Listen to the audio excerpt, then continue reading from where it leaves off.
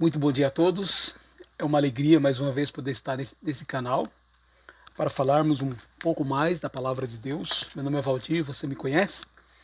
E hoje eu peço a você que abra sua Bíblia em Mateus capítulo 9, Mateus capítulo 9, versículo 36 a 38.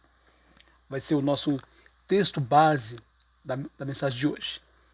Eu quero agradecer a você que tem assim assistido, lido as mensagens, às vezes se manifestado, e fica aí o convite para você se manifestar com relação a essa mensagem, bem como também, se ainda não se inscreveu no nosso canal, por favor, é nosso convidado para inscrever-se, ok? Mateus capítulo 9, versículo 36 a 38, é o nosso texto de hoje. Vendo ele, Jesus, as multidões, compadeceu-se delas, porque estavam aflitas e exaustas, como ovelhas que não têm pastor. E então se dirigiu a seus discípulos. A seara, na verdade, é grande, mas os trabalhadores são poucos. Rogai, pois, ao Senhor da seara que mande trabalhadores para a sua seara. Pois é, isso foi na época de Jesus, enquanto ele estava trabalhando, pregando o evangelho junto com seus apóstolos e seus discípulos.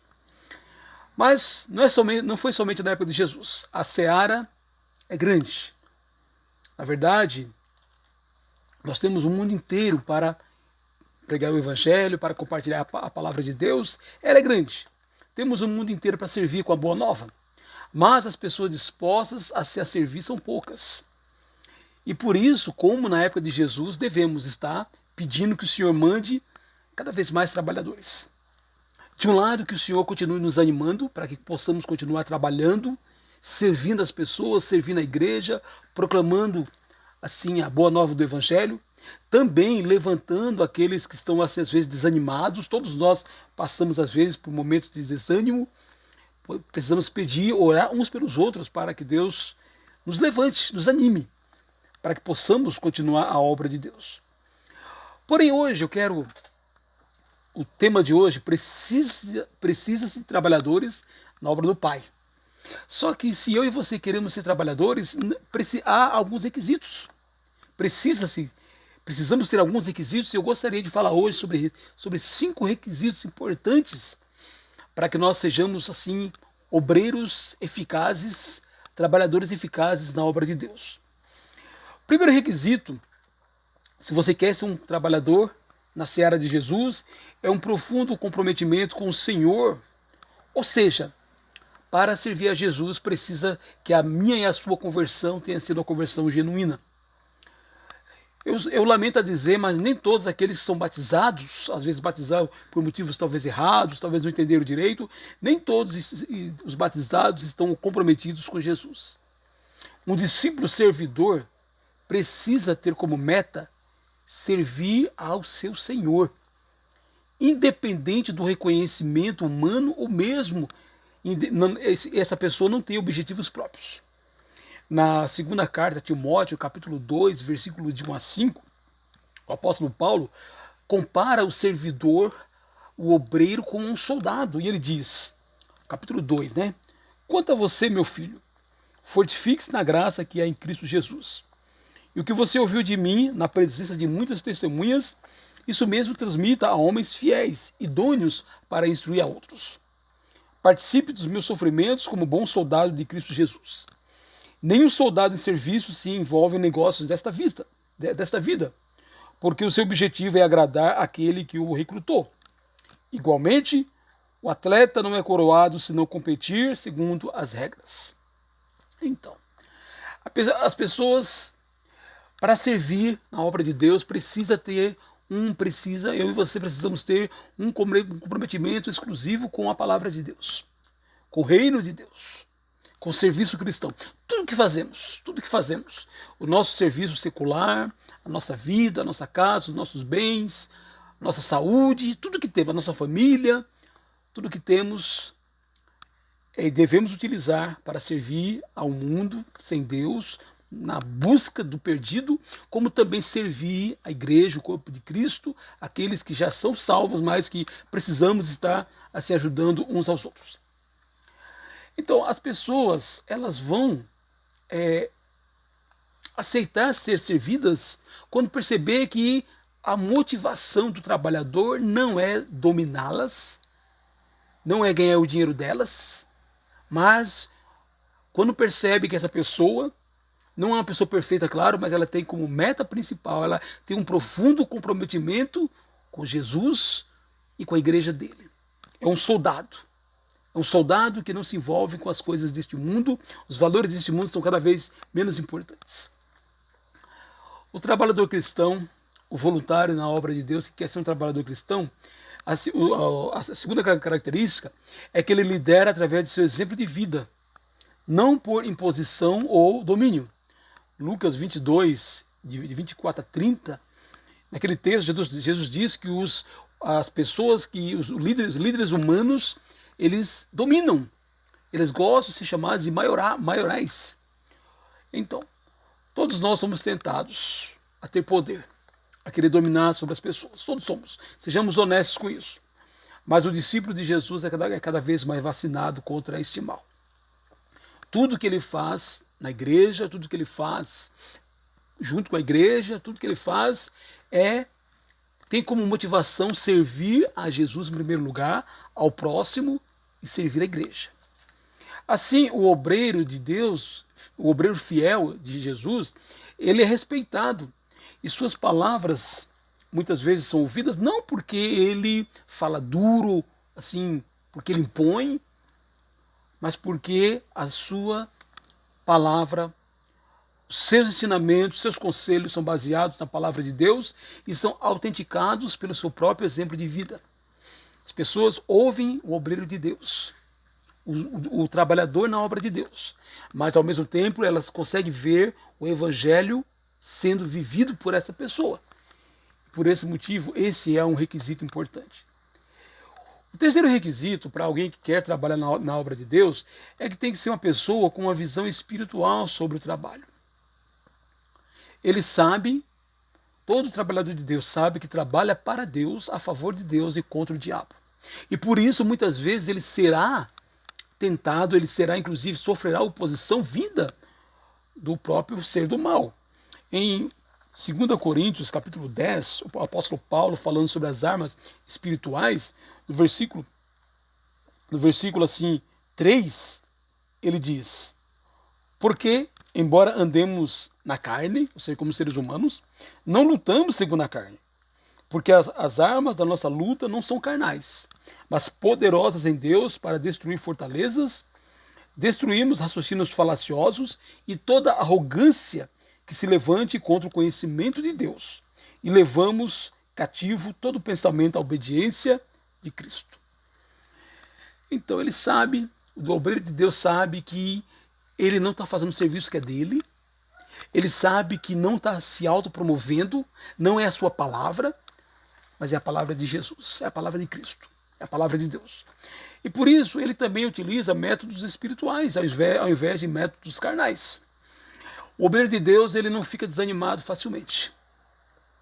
Mas ao mesmo tempo, ele também não fica impressionado com o sucesso.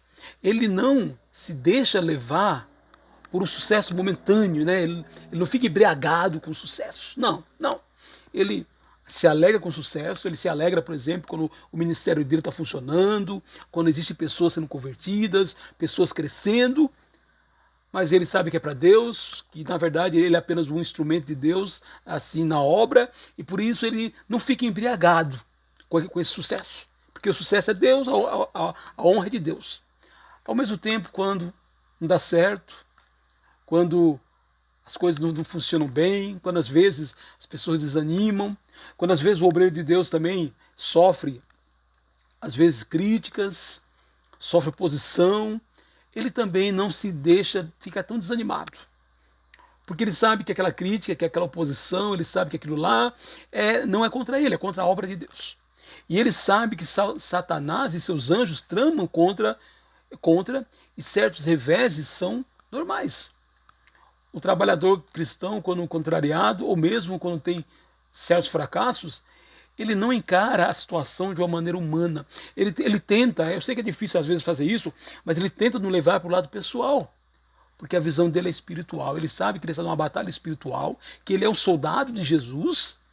Ele sabe que o mal também está tramando, que às vezes as forças do mal, às vezes os servos do mal, pessoas às vezes estão servindo o mal até sem perceberem, estão assim tramando, e ele procura olhar, ele tem as lentes espirituais da palavra de Deus, e por isso ele olha a situação de uma maneira espiritual.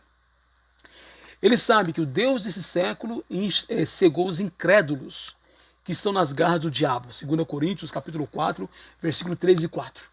E por isso ele tem muita paciência com as pessoas. Ele procura assim ter paciência, mesmo com aqueles que às vezes estão sem saber, sendo utilizadas pelo diabo. Número 4. Uma outra característica do trabalhador de Deus é que ele confia que seu Senhor o sustenta. E assim ele não precisa barganhar com o mundo os seus valores. Pois como discípulo de Jesus, ele sabe que a sua comida consiste primeiro em fazer a vontade de Deus, a mesma comida que Jesus tinha, João 4,34. Então, ele sabe que Deus o vai sustentar. Vai sustentar ele, vai sustentar sua família, porque ele sabe que ele está buscando o reino de Deus em primeiro lugar e que existe uma promessa, que todas as suas necessidades serão assim supridas. Buscai, pois, em primeiro lugar, Mateus 6,33, o reino de Deus, sua justiça e todas as coisas, e aí aquele texto fala de comida, bebida, o nosso sustento serão acrescentadas.